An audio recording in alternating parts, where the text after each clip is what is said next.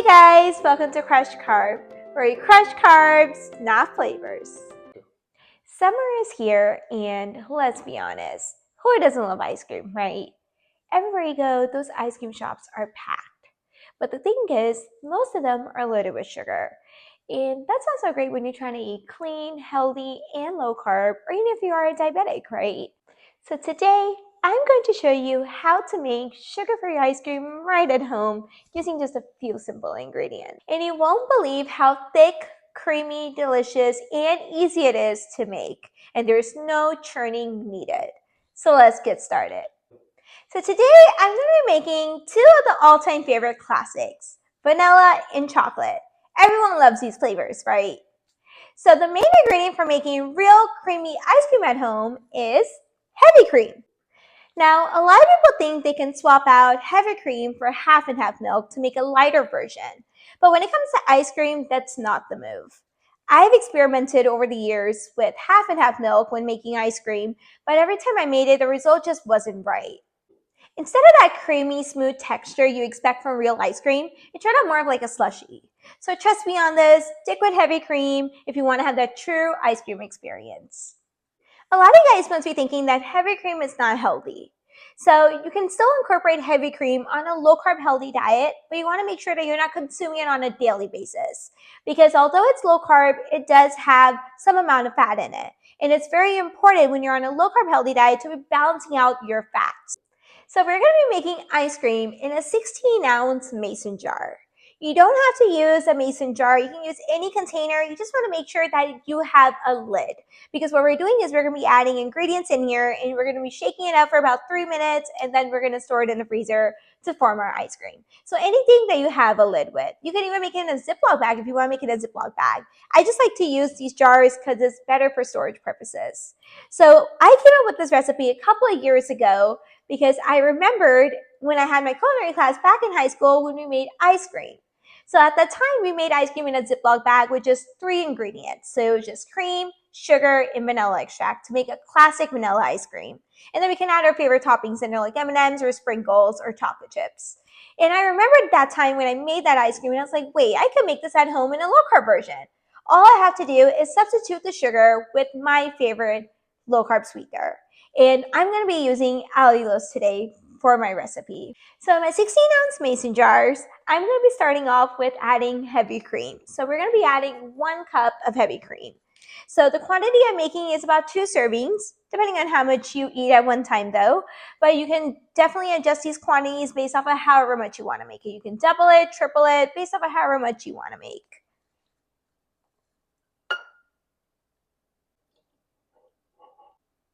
So we got our cream here. Next, we're going to be adding our sweetener. So I'm using powdered allulose sweetener. It's very important you use the powdered version of your sweetener because when you're making anything creamy, like if you want to make whipped cream or you want to make ice cream, you need to have the powdered sweetener because you need it to blend it. If you use the regular version, it's not going to blend in and you're not going to get that really smooth texture that you really need. You need to have that creamy, smooth texture, so you want to make sure you use the powdered version. I like to use allulose because it's healthy. It's one of the great options along with monk fruit. Monk fruit, it just has that aftertaste at the end, so I like to use allulose instead. So I'm going to be adding 3 tablespoons of allulose in both of my 2 mason jars.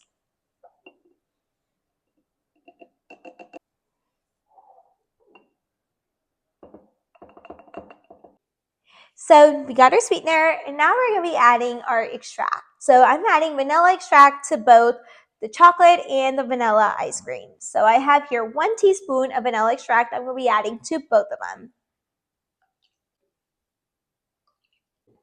So I use vanilla extract because I'm making vanilla and chocolate ice cream. But if you want to make other flavored ice creams like strawberry ice cream, for example, it's good to use strawberry extract instead to enhance our strawberry flavor. And of course, add some fresh fruit as well. To add some fresh strawberries in there, it will definitely taste so delicious. That reminds me of the Haagen-Dazs ice creams that I grew up eating. And I love that brand because it has that fresh fruit in it. So it's good to replicate that at home as well. So that's all you need for vanilla ice cream. Just the cream, the sweetener, and the vanilla extract. Now, for your chocolate ice cream, just one other addition that you need to make chocolate ice cream, and that is cocoa powder. So I have here 1/2 tablespoon of cocoa powder. And this is the unsweetened cocoa powder, so make sure you're using the unsweetened one because there are different versions that you can find in the grocery store. So make sure your cocoa powder is unsweetened. So I'm going to be adding 1/2 tablespoon of cocoa powder in the jar that I'm making for my chocolate ice cream. And the last ingredient I'm going to be adding to my chocolate ice cream, which is optional, and that is some chocolate. So I have some chocolate wafers that have just broken up into pieces. I like to add this just to give that crunch and enhance that chocolate flavor, to make it like double chocolatey, right? But this is optional. You do not need to add this if you do not want to add it. But I'm going to add it because it tastes so delicious. So you can add whatever ingredients that you want to add, right? You can add some nuts, you can add some sugar-free chocolate chips, you can add some chocolate syrup that's sugar-free. You know, you can be creative and add whatever you like to add. And that is what's so great about cooking at home, because you can be creative and make whatever you like to make, right? And most importantly, there's no preservatives. So that is why this is so great to make at home, because if you get the sugar-free versions from the grocery store, first of all, they'll use like sweeteners like sucralose or dextrose, and those aren't good for you. And also they have preservatives in there. This is clean. We know it's just simple ingredients we added in here. We know what we added in here. So that's why it's always great to be making this at home and not buying the sugar-free versions from the grocery store. So now all we're doing is we're going to be covering our jars with the lid for both of them. And we're going to be shaking these for about 3 minutes. You really want to look out for the quantity, okay? Because when you're going to be shaking it for like about 3 minutes, you will see that the quantity is going to double. It's going to be like the full jar here. So that's what you want to look for. You do not want to do it too much either, because then it can change the texture of your ice cream, right? You might not even get ice cream then. You can probably get something like butter. So make sure you don't do that. So now the fun part, just shake. So I shook my 2 jars for 3 minutes, and you will see that the quantity does increase. So it's not going to be like up to 16 ounce, but you will see that'll be more than what you started with initially. So now all you're going to do is you're going to put it in the freezer. I would say for about 6 hours to 8 hours. The more you keep it in there, the better. It'll just get nice and creamy. But you want to make sure that you have it in the freezer for at least 6 to 8 hours, I would say, because you really want to get that right texture for your ice cream. So here we are, our vanilla and chocolate ice creams are ready.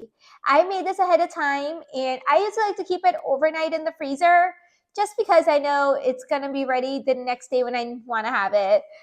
But 6 hours should be sufficient. If if you wanna make it in the morning and have it for dinner, that's absolutely fine. But, this looks absolutely delicious. It looks super creamy. Oh my gosh, my mouth is watery. I do want to mention here that I have a secret ingredient that I love to make, which I have shared the recipe for you guys. This is almond pralines. Yeah, this I have made ahead of time, and you can keep it in the fridge. It doesn't go bad. So you can have it whenever you want. I love to put it as a topping to my ice creams. You can put whatever toppings you want to add. You can add some fresh fruits. You can add some sugar-free sprinkles, some nuts, some chocolate chips, whatever you want to add, Enjoy it however you want to enjoy it. I'm going to start off with the vanilla ice cream. Oh my gosh, super creamy. Wow. Look at that. Look how creamy that looks. Oh my goodness. My mouth is watery. Okay, I gotta try the chocolate as well now. So I'm gonna dig in the chocolate ice cream. All right, now the chocolate. I almost missed out my chocolate chip. The chocolate piece I put in there. Oh my gosh. I actually want to grab it.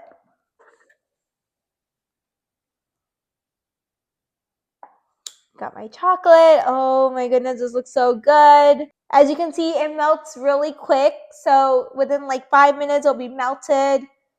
Oh my gosh, I can't wait to taste this. I'm going to dig in right here because it's already starting to melt. I'm going to start off with the vanilla.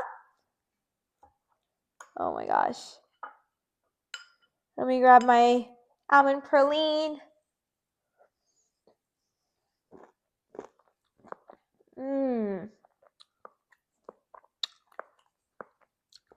I can't tell you what I love about this, because I love everything. I love that vanilla flavor I got. I love how creamy it is. I love that crunch I got from the almond praline.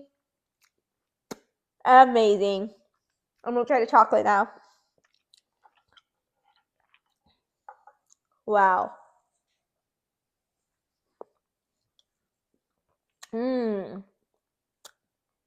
That is so good.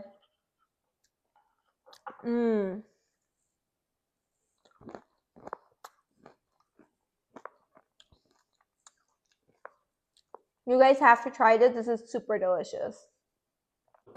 If you enjoyed this recipe, don't forget to like, share, and subscribe to Crush Carb. Try it out and let me know in the comments below how you liked it.